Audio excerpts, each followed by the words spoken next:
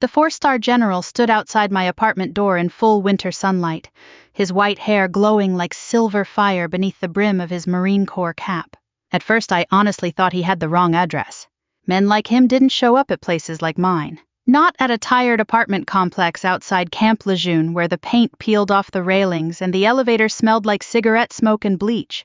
But then he looked directly at me and saluted. Not casually, not politely, formally. The kind of salute Marines remember for the rest of their lives. My neighbors stopped talking. An elderly woman carrying groceries froze halfway to her door. The general lowered his hand slowly and asked in a quiet voice, "Staff Sergeant Claire Bennett?" "Yes, sir." His eyes drifted toward the small wooden box in my hand. "The watch," he said softly.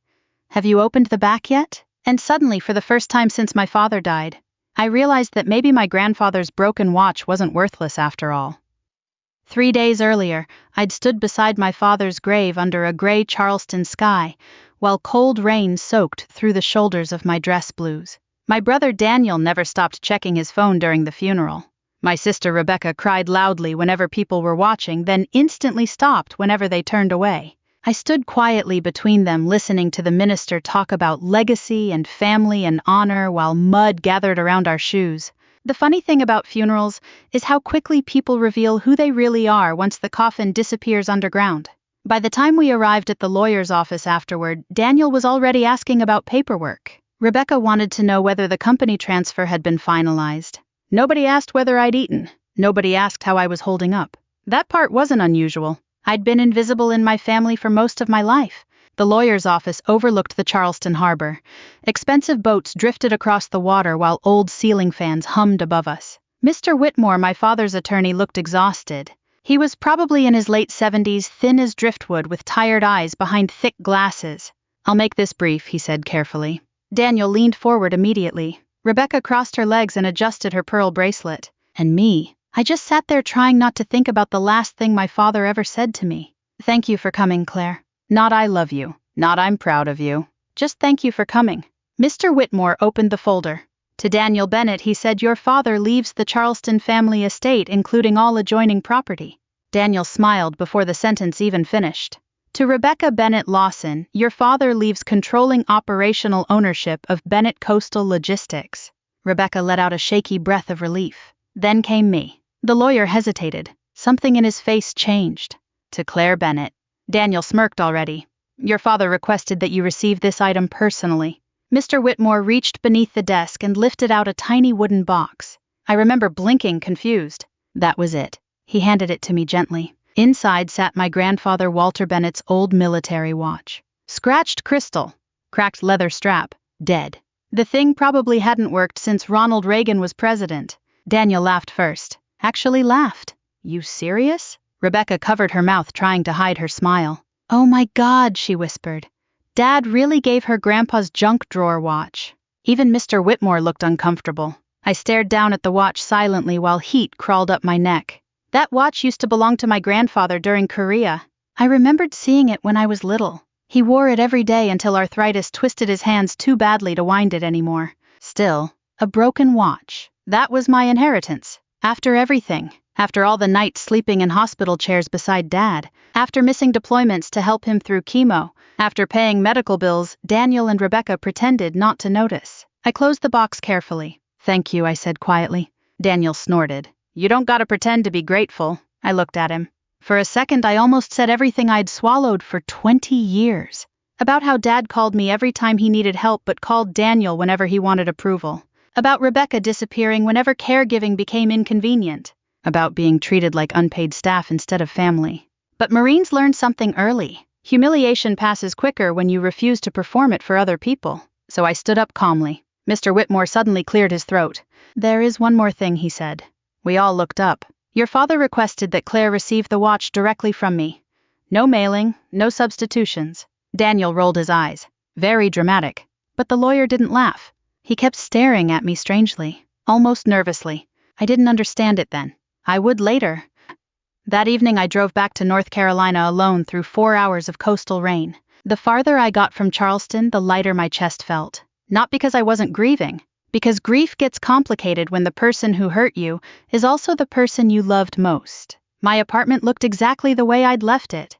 tiny kitchen, fold-out couch, coffee maker older than some Marines in my unit. I placed the watch box on the counter and sat there for a long time in silence. Eventually, curiosity got the better of me. I picked it up. The metal felt cold and heavier than I remembered. On the back were tiny engraved initials. Dababi Korea 19 Emfisina. I ran my thumb across them slowly.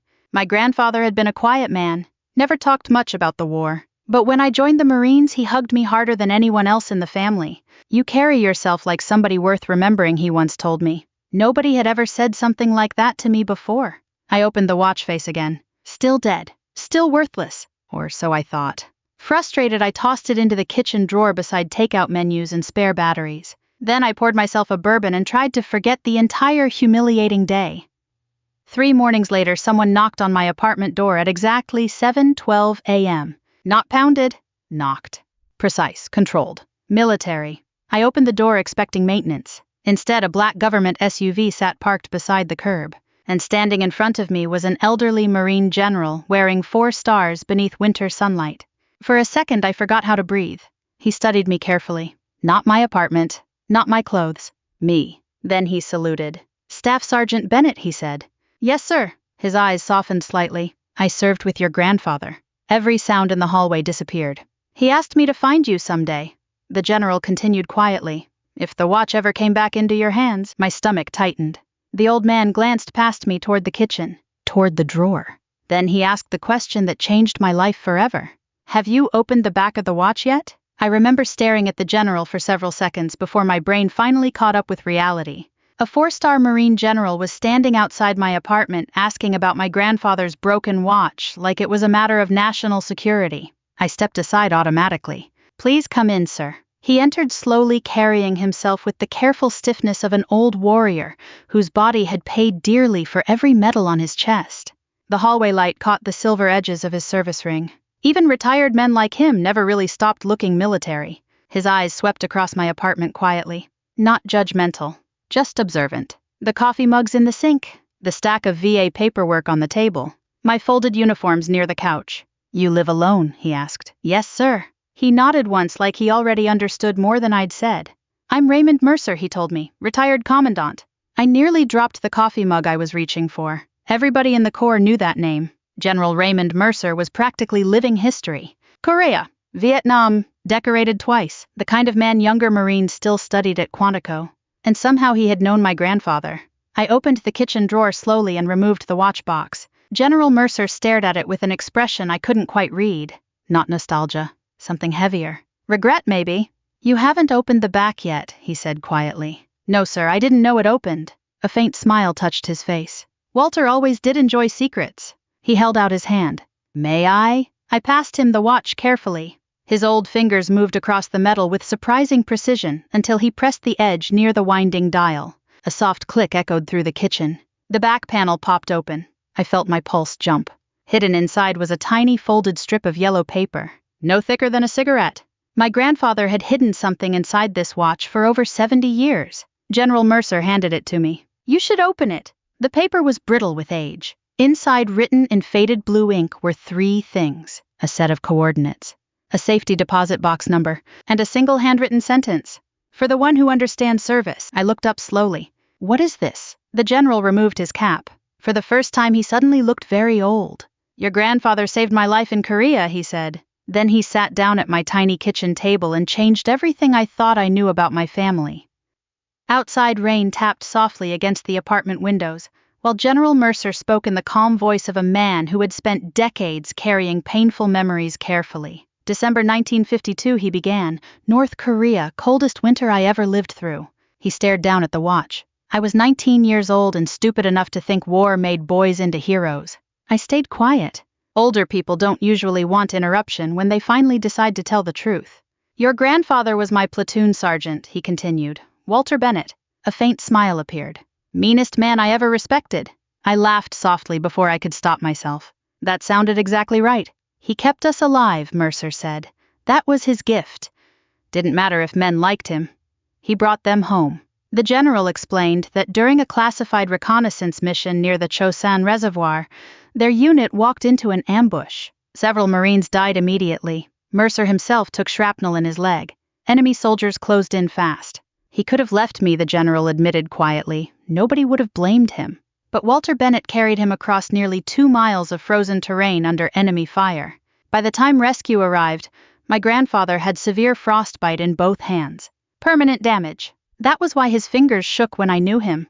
I swallowed hard. Nobody in my family had ever told me any of this. General Mercer looked directly at me. Your grandfather never talked about it because the mission remained classified for years.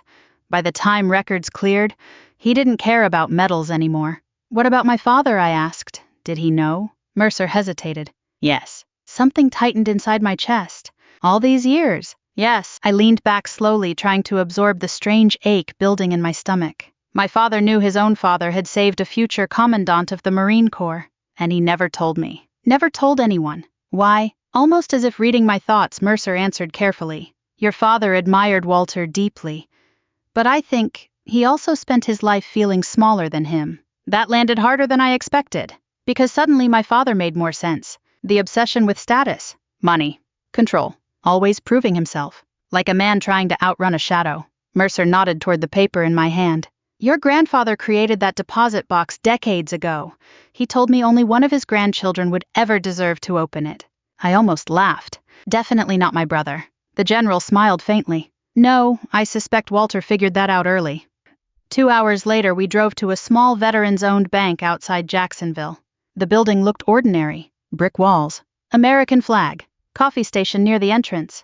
But the elderly manager nearly fainted when he saw General Mercer walk inside. Sir, he whispered. Mercer simply nodded toward me. She's the Bennett. The manager's entire expression changed, like he'd been waiting years for this moment. He escorted us into a private vault room downstairs. My hands shook slightly while I entered the box number from the paper. The metal drawer slid open with a soft mechanical sound. Inside sat several sealed envelopes, military documents, old photographs, and stock certificates. A lot of stock certificates. I frowned. What is this? Mercer picked one up. Your grandfather quietly bought company shares for decades. I stared at him. Bennett Coastal Logistics. Yes. My heartbeat slowed into something cold and careful. How much? The general handed me the papers silently. I scanned the numbers twice because my brain refused to accept them. 51% controlling ownership. I looked up sharply. That's impossible. No, Mercer said softly. It's intentional. I suddenly understood why my father never changed the will before he died. Because legally, he never fully controlled the company in the first place. My grandfather did. And now I did. I sat down heavily in the small leather chair nearby. For several seconds nobody spoke. Then I noticed one final envelope resting beneath the others. My name was written across the front in my grandfather's handwriting. Claire. My throat tightened instantly. I opened it carefully. Inside was a short handwritten letter. No greeting. No explanation. Just one sentence. If your family forgot what honor means, remind them. I read it 3 times silently. Then I looked at General Mercer. What exactly did my grandfather expect me to do with all this? The old general leaned back slowly. Rain rattled faintly against the vault ceiling above us. And then he gave me an answer that would change the course of my life. That, he said quietly, depends on whether you want revenge or justice. I didn't answer General Mercer right away. Because the truth was, I didn't know. Revenge and justice can feel almost identical when you've spent years swallowing humiliation one polite smile at a time, especially when it comes from your own family. The rain had stopped by the time we left the bank, but the sky over Jacksonville still looked heavy and gray. General Mercer drove slowly through town, while I sat beside him clutching the envelope from my grandfather like it might disappear if I loosened my grip. 51% ownership. The number still didn't feel real. Neither did the fact that my entire family had laughed at me 3 days earlier. I stared out the passenger window quietly. You knew all this before the funeral? I finally asked. Mercer nodded once. Walter contacted me 6 months before he passed. And my father, he knew parts of it. Parts. The general exhaled slowly. Your father knew Walter still held significant shares in the company, but he never believed Walter would transfer control outside the direct inheritance structure. I frowned. Meaning, he assumed Daniel would eventually receive everything. That sounded exactly like my father. Not because he hated me, at least not entirely, but because Daniel fit the picture he wanted the world to see. Successful son, expensive suits, country club memberships, perfect Charleston businessman. Meanwhile, I was 38 years old, divorced, living near a military base in a second-floor apartment with a leaking bathroom faucet. Not exactly the Bennett family success story. Mercer glanced at me carefully. You remind me of your grandfather. I gave a tired smile. That's probably the nicest thing anybody's said to me all week. No, he said quietly. I mean the dangerous part. I looked over. Walter had a habit of enduring disrespect for very long periods of time. Then one day people realized they had misunderstood him completely. That stayed with me, because deep down I knew exactly what he meant. The first call came the next morning. Daniel. I stared at the phone vibrating on my kitchen counter before answering. What? You want to explain why corporate attorneys are calling me at 7 in the damn morning? Straight to anger. No, hello. No, how are you doing after Dad died? Just outrage. I sipped coffee calmly. I'm not sure what you mean. Don't play stupid, Claire. His breathing sounded sharp and fast. They're saying there are controlling shares under your name. I stayed silent. That silence told him everything. Oh my God, he muttered. You actually knew. Knew what? That old man planned this. Old man, not Grandpa. Interesting. Daniel lowered his voice. How much do you have? Enough. That's not an answer. It's the only one you're getting. He exploded. You manipulated Dad while he was dying. I actually laughed then. Not loudly. Just once, a tired laugh from someplace deep in my chest. Manipulated him, I repeated softly. Daniel. I was the one cleaning his vomit at 3 in the morning while you were golfing. Silence. Then, you always do this. Do what? Act morally superior because you joined the Marines. That one stung more than I expected. Because he genuinely believed it. In his mind, my service wasn't sacrifice. It was judgment against him. I never wanted superiority, I said quietly. I wanted respect. Daniel went silent for several seconds. Then he asked the question I think had terrified him since childhood. What are you gonna do now? I looked at my grandfather's watch sitting beside the coffee maker. Still broken. Still stopped at the exact same time. I haven't decided yet. Then I hung up. By afternoon, Rebecca called crying. Real tears this time.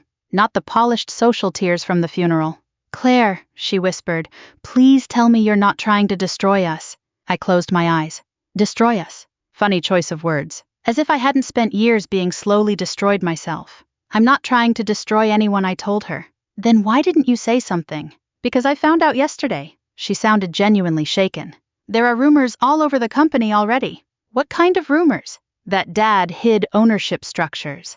That the company finances are unstable. Investors are asking questions. That caught my attention immediately. Unstable how? Rebecca hesitated too long, and suddenly every Marine instinct inside me woke up. What's Daniel hiding? No one's hiding anything. Rebecca. Another silence. Then finally, he borrowed against future shipping contracts last year. How much? A lot. My stomach tightened. How much? Her voice cracked. Almost 40 million. I sat down slowly. $40 million. Jesus Christ. What did he do with it? I don't know all of it, she whispered. Expansion projects, real estate, debt restructuring. Translation. Daniel gambled with the company like a man trying to impress people richer than himself. And now the company was bleeding. How bad is it? I asked quietly. If creditors panic, we could lose everything. Everything. Not just money. Employees, retirement accounts, families, dock workers, drivers. People who'd spent their lives building that company. I rubbed my forehead slowly. This wasn't revenge anymore. This was responsibility. And somehow that felt heavier. Later that evening, General Mercer invited me to dinner at a quiet seafood place near the water. Mostly older couples filled the restaurant. Veterans. Retirees. People speaking softly beneath warm yellow lights.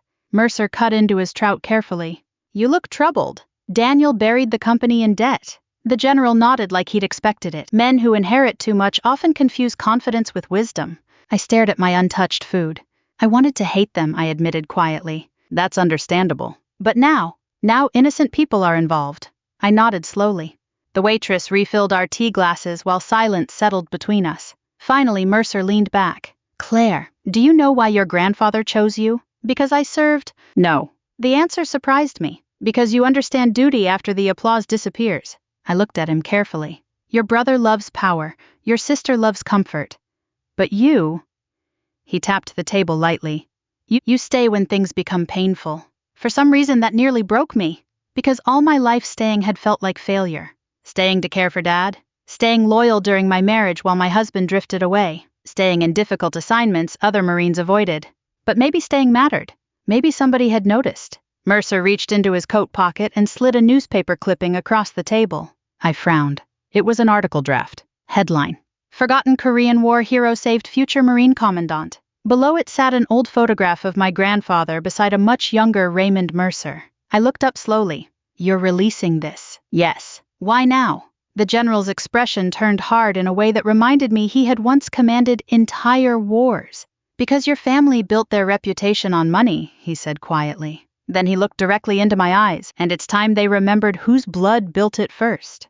The article hit 3 days later. By breakfast, my grandfather's photograph was everywhere. Local papers, veterans' newsletters, Marine Corps forums online. Even Charleston television stations picked it up. Forgotten Korean War Hero Saved Future Commandant During Classified Mission. I must have read the headline 20 times that morning sitting at my kitchen counter with cold coffee in my hands. There he was. Walter Bennett. My grandfather, a man who spent the last years of his life quietly feeding birds from a porch swing, while arthritis twisted his fingers crooked. And suddenly the entire state was calling him a hero. Funny how quickly the world changes once somebody important confirms your worth. My phone rang nonstop. Reporters, extended relatives I hadn't heard from in years, old Marines. One retired sergeant from Ohio cried while thanking me for my grandfather's service. Meanwhile, Daniel left me 6 voicemails in under 2 hours, none of them pleasant. The last one was simple. You need to get down here now. The Bennett Coastal Logistics headquarters stood near the Charleston port in a polished glass building my grandfather probably would have hated. Too shiny, too expensive, too proud of itself. When I walked into the lobby wearing civilian clothes and carrying Grandpa's watch in my jacket pocket, conversation stopped immediately. People stared. Some recognized me from the article. Others probably recognized the Bennett eyes. The receptionist stood quickly. Ms. Bennett, they're waiting upstairs. No smile. No warmth. Tension hung over the whole building like smoke before a fire. The elevator ride felt longer than it was. When the doors opened on the executive floor, I found Daniel pacing outside the conference room, while Rebecca sat pale and exhausted beside the window. Neither looked happy to see me. Daniel pointed toward the room instantly. You went public. I stayed calm. I didn't leak anything. That general did. He told the truth. Daniel laughed bitterly. Truth. He spread his arms wide. The company's stock dropped 9% this morning because investors think the family's imploding. I stared at him carefully. No, Daniel. Investors think the company's unstable because apparently you borrowed $40 million without telling the board. Rebecca closed her eyes. Daniel froze. And just like that, I knew the number was even worse than she'd admitted. How much, I asked quietly. He looked away. How much? 58? My stomach dropped. $58 million? Sweet God. What the hell were you thinking? I was expanding. You were gambling. His face turned red. You think you understand business because Grandpa handed you some paperwork. No, I said calmly. I understand consequences because I've lived with them my entire adult life. That landed harder than shouting would have. Rebecca stood slowly. Can we please stop doing this in the hallway? Inside the conference room, company attorneys and board members sat around the long polished table looking like people trapped inside a hurricane shelter. Nobody smiled when I entered. One older board member stood awkwardly. Ms. Bennett. Interesting. Not Claire. Not Kiddo. Not Daniel's little sister. Suddenly I was Ms. Bennett. Amazing what majority ownership does to people's manners. The company attorney adjusted his glasses nervously. We've confirmed the transfer documents are legally binding. Daniel slammed both hands on the table. This is insane. No, said another board member quietly. What's insane is discovering half the company debt wasn't disclosed properly. The room turned toward Daniel again. Sweat glistened near his collar now. For the first time since childhood, my older brother looked scared. Not angry, scared. And honestly, part of me enjoyed it. That's the ugly thing nobody tells you about family betrayal. When justice finally arrives, it rarely feels noble at first. It feels satisfying. The emergency meeting lasted nearly 4 hours. I learned more about the company that afternoon than my father had told me in 38 years. Shipping contracts, port negotiations, insurance exposure, debt structures, and buried beneath all of it, Daniel's desperation. He'd been trying to transform Bennett Coastal Logistics into something bigger and flashier for years. Luxury offices? Aggressive expansions? Risky investments? He wanted the company mentioned alongside billion-dollar corporations. But old family businesses aren't built on ego. They're built on survival. My grandfather understood that. Daniel didn't. At one point, he finally snapped. You always thought you were better than us. The room went silent. I looked at him carefully. When? What? When did I act better than you? You walk around like some martyr. I almost answered angrily. Instead, I took a breath. I spent 2 years driving back and forth to Charleston every weekend while Dad was sick. Nobody moved. I cleaned him after accidents. I sat through chemo. I handled his medications because he kept forgetting them. My voice stayed calm somehow. Where were you? Daniel stared at the table. Rebecca wiped tears quietly, and suddenly decades of family pretending cracked open right there in that conference room. My sister whispered first. I couldn't handle seeing him like that. I nodded slowly. At least that was honest. But Daniel just shook his head bitterly. He never needed me the way he needed you. That one surprised me. I looked at him. For a second, he didn't look like a wealthy executive. He looked like an exhausted little boy. You were always his favorite, he muttered. I actually blinked. Favorite. Me? The child he barely praised. The daughter he handed a broken watch. But then I remembered something General Mercer said. Your father spent his life feeling smaller than Walter. Maybe Daniel inherited the same sickness, always competing against ghosts. By evening, the board members stepped outside to consult privately with attorneys. Only the 3 of us remained in the room. The Charleston harbor glowed orange beneath sunset outside the windows. Rebecca spoke softly. What happens now? I looked at both of them carefully. Truthfully, I didn't know. I had enough power now to destroy Daniel publicly. The financial misconduct alone could trigger investigations. Prison, maybe? Humiliation. Ruined reputation. Part of me wanted it. After all the years of disrespect, didn't he deserve it? But then another thought appeared. What about the employees? The dock workers nearing retirement.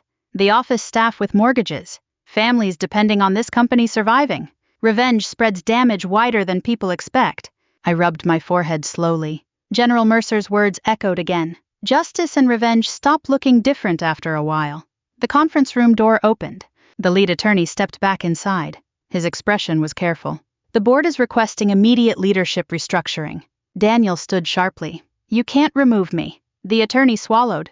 Then he looked directly at me. Actually, Ms. Bennett can. Every eye in the room turned toward me. And in that moment I realized my grandfather hadn't just handed me power. He'd handed me a choice about the kind of person I wanted to become. I didn't remove Daniel that night. Not immediately. Which surprised everybody in the room, including him. The attorneys clearly expected a dramatic public execution. Corporate people enjoy blood almost as much as politicians do. Instead, I asked for 48 hours. Just 2 days. Enough time to review every financial document myself. Enough time to decide whether I was acting out of responsibility or anger. Daniel looked suspicious walking out of the building beside me afterward, like a man waiting for the trap to spring. Charleston air hung thick and warm despite the late hour. Harbor lights shimmered across the water while tourists wandered nearby laughing beneath restaurant patios. Normal life. Funny how ordinary the world stays while families quietly collapse behind closed doors. Rebecca hugged herself beside the curb. I don't recognize us anymore, she whispered. I looked at her tired face carefully. The expensive makeup, the strained eyes, the fear underneath all of it. Truthfully, none of us looked like ourselves anymore. Maybe grief had finally stripped away the performance, or maybe we'd been pretending our entire lives. Back at my hotel that night, I couldn't sleep. I spread company records across the bed while old air conditioning rattled against the window. Numbers, debt schedules, port agreements, employee pension obligations. The deeper I dug, the more complicated Daniel's mess became.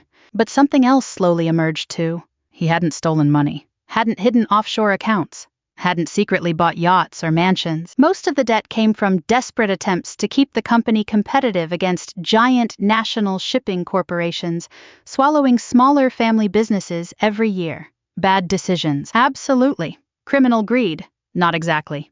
That mattered to me. At around midnight, somebody knocked softly at my hotel door. Rebecca. She held 2 coffees and looked exhausted. Couldn't sleep either, I asked. She gave a weak smile. You remember when Dad used to bring us here for shrimp festivals? I did. Back before money poisoned everything. Before success became the only language our family spoke. She sat carefully near the foot of the bed while I continued reviewing paperwork. Finally, she asked the question quietly. Are you going to ruin him? Straight to it. No pretending. I leaned back slowly. I don't know. Rebecca stared down into her coffee. You know what the worst part is? What? I think Daniel honestly believed he was saving the company. That hit harder than I expected. Because I knew she was probably right. People destroy things chasing approval all the time, especially from dead fathers. The next morning I drove alone to my father's grave. Fresh flowers rested near the headstone from someone else's visit. Probably Rebecca. The cemetery sat quiet beneath giant oak trees dripping Spanish moss. I stood there for a long time without speaking. Eventually I crouched and brushed dirt from the base of the stone. Thomas Bennett, beloved father. Strange how gravestones simplify people. They never mention mistakes, or silence, or emotional wounds passed down across generations. I pulled my grandfather's watch from my pocket. Still frozen. Still stopped. Why me, I asked aloud. Not to Dad. To Grandpa. Because somewhere beneath all this, I still couldn't understand why he trusted me with something this heavy. The wind shifted softly through the trees, and for the first time in years I allowed myself to admit something painful. I hadn't wanted my father's money. Not really. I wanted what every child wants. To feel chosen, important, loved openly. But some parents are too damaged to give those things properly. That realization didn't erase the hurt. It just made it sadder. That afternoon I made my decision. The emergency board meeting reconvened at 3 o'clock. This time when I entered the room, nobody looked at me like an outsider anymore. The chair at the head of the table sat empty, waiting. Daniel looked pale. Rebecca looked terrified. The board members looked hungry. I remained standing. I've reviewed the financial exposure, I began calmly. The company can survive if immediate restructuring begins. Relief flickered briefly across several faces. Then I continued. Effective immediately, Daniel Bennett is removed as CEO. Daniel shut his eyes, not shocked, just defeated. But before anyone could celebrate, I added, he will not be publicly accused of fraud. That surprised everybody, especially the attorneys. I looked directly at Daniel. You made reckless decisions. You buried this company in debt trying to prove something to people who were never going to clap for you long enough. I paused. But you were trying to save the business, not rob it. Daniel stared at me silently. I continued. The debt will be restructured. Expansion projects frozen, executive bonuses suspended. One board member frowned immediately. Suspended for how long? Until employee pensions are fully stabilized. That room got very quiet, because wealthy executives don't like hearing the word pensions unless they're campaigning for office. I kept going. No layoffs for dock workers or drivers. Executive salaries reduced first. Now several board members looked openly irritated. Good. My grandfather would have enjoyed that part. Then I delivered the final piece. Daniel and Rebecca will remain with the company. Daniel blinked. What? You'll work salaried operational positions under oversight. His face flushed instantly. You're demoting me. Yes. Humiliation flickered through his eyes. For a second I saw the old version of myself reflected there. The overlooked child. The one never taken seriously. But unlike him, I wasn't doing this to cause pain. I was doing it because consequences matter. Rebecca spoke softly. Why are you helping us? The honest answer came out before I could filter it. Because Grandpa gave me responsibility, not permission to become cruel. Nobody spoke after that. That evening I met General Mercer outside the marina. He listened quietly while I explained everything. Finally he nodded once. Walter would approve. I still feel angry, I admitted. You should. I wanted them to hurt. Mercer smiled sadly. Claire, forgiveness isn't pretending pain never happened. He looked out across the water. It's refusing to hand your pain to the next generation. We stood there in silence a while. Then he reached into his coat pocket and handed me one final envelope. Old. Yellowed. My father's handwriting across the front. For Claire. My chest tightened instantly. I found it among Walter's papers, Mercer said softly. I think your father never found the courage to give it to you himself. I stared at the envelope in my trembling hands. And suddenly, after all the fighting, after all the anger, I realized the one thing I still wanted most was not revenge. It was the truth. I waited almost an hour before opening my father's letter. Not because I wasn't curious, because part of me was afraid no words inside could possibly heal 38 years of silence. That night I sat alone on the balcony outside my hotel room while Charleston harbor lights shimmered softly beneath the dark sky. The envelope trembled slightly in my hands. For Claire. Just seeing my name written by him felt strangely personal. My father had never been a man comfortable with emotion. He communicated through instructions. Bills paid. Practical advice. Quiet gestures. Love in our family usually arrived disguised as responsibility. I finally unfolded the letter. And for the first time since childhood, I cried because of my father instead of in spite of him. Claire, if you're reading this, then I probably waited too long again. That was my talent as a father. Waiting too long. There are things I should have said years ago. The first is that I know I hurt you. More than once. More than I admitted. When you were young, I thought strength came from preparing children for disappointment. My own father raised me that way after Korea. I mistook emotional distance for discipline. But you were different from me. Different from all of us. You stayed when things became difficult. I saw it every time you drove back from North Carolina to help me after chemo treatments. I saw it when you slept in hospital chairs. I saw it when you thought nobody noticed. The truth is, I depended on you because you were the only one I trusted not to leave.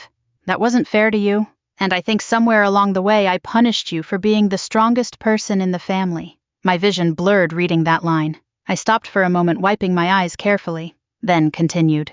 Daniel always needed approval. Rebecca always needed protection. But you only needed honesty. And unfortunately, honesty was the one thing I struggled to give. Your grandfather understood something I didn't until too late. Character matters more than image. I spent my life protecting the appearance of success while quietly leaning on the child I praised the least. For that, I am sorry. More than you know, there was more, much more. Stories about my grandfather, about the company's early years, about how terrified my father had been of losing everything his own father built after the war. Suddenly, the Bennett family finally made sense to me. Fear. Everything came back to fear. Fear of failure. Fear of appearing weak. Fear of not measuring up to Walter Bennett.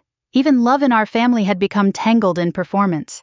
Near the end of the letter, my father wrote something that nearly broke me completely. You became the best of all of us, Claire. And I think part of me resented you for it. Not because you made me feel small. Because you reminded me of the man I wished I'd been. I lowered the paper slowly and cried harder than I had at his funeral. Not dramatic sobbing, just quiet grief. The kind older people understand. The kind that comes when anger finally runs out and only sadness remains. A year later, Bennett Coastal Logistics barely resembled the company my father left behind. We survived. That still amazes me sometimes. The first 6 months were brutal. Debt restructuring, contract renegotiations, selling unnecessary corporate properties, executive pay cuts. A few board members resigned after discovering I cared more about pensions than private dining rooms. Good riddance. The strange part, employees started trusting leadership again. Dock workers who hadn't smiled in years suddenly stopped me in hallways to talk. Drivers sent handwritten thank you cards after we restored retirement protections. One older mechanic shook my hand so hard I thought he might break it. Your granddaddy would be proud, he told me. That mattered more than any corporate award ever could. Daniel changed too, slowly. Painfully, but genuinely. Losing the CEO title shattered something inside him at first. For months he barely spoke during meetings. Then one afternoon I walked past the loading docks and saw him helping workers unload supplies in 100-degree heat without cameras nearby. No performance, no audience, just work. When he noticed me watching, he looked embarrassed. I forgot what this company actually does, he admitted quietly. That may have been the most honest sentence my brother ever spoke. Rebecca transformed in different ways. She started volunteering with military widow support programs through one of our new company charities. Not for publicity. Most people never even knew. One evening she confessed something while we ate dinner together. I used to think kindness was something weak people leaned on, she said softly. And now, she smiled sadly, now I think it's probably the hardest thing anybody can do. General Mercer passed away 11 months after my father. Peacefully. In his sleep. 93 years old. I attended the funeral in dress blues beside rows of aging Marines standing painfully straight, despite canes and artificial knees. Before taps played, an officer handed me a small package Mercer requested I receive after his death. Inside sat my grandfather's repaired watch, fully restored, ticking softly. Alongside it was a note in Mercer's careful handwriting. Some things only work again after time and pressure. I wear that watch every day now, not because it's valuable. Because it reminds me what inheritance really means. Not money, not property, not power. Responsibility, grace, truth. Last month our family gathered for dinner at Rebecca's house. Nothing fancy. Pot roast, cornbread, sweet tea. Daniel complained about his back hurting after warehouse inspections. Rebecca laughed too loudly at one of my terrible Marine jokes.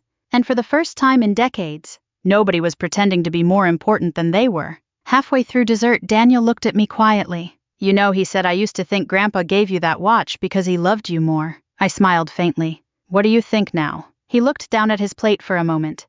I think he gave it to you because he trusted you more. That difference meant everything. A few weeks later, I stood at a military memorial ceremony while my grandfather's long-overdue commendation was read publicly before a crowd of veterans and families. As applause echoed across the ceremony grounds, I touched the watch on my wrist gently. Then I looked toward the empty seat reserved for General Mercer, and silently thanked both old Marines for teaching me something my family spent generations forgetting. Strength without humility destroys people, but strength with compassion can rebuild them. So if you're listening to this story tonight while thinking about your own family, maybe your own old wounds, I hope you remember this. Sometimes the greatest inheritance isn't what somebody leaves behind. It's the chance to become better than the pain they handed you. And if this story meant something to you, share it with someone who still believes families can heal. And maybe subscribe for more stories about ordinary people finding dignity, courage, and peace in difficult places.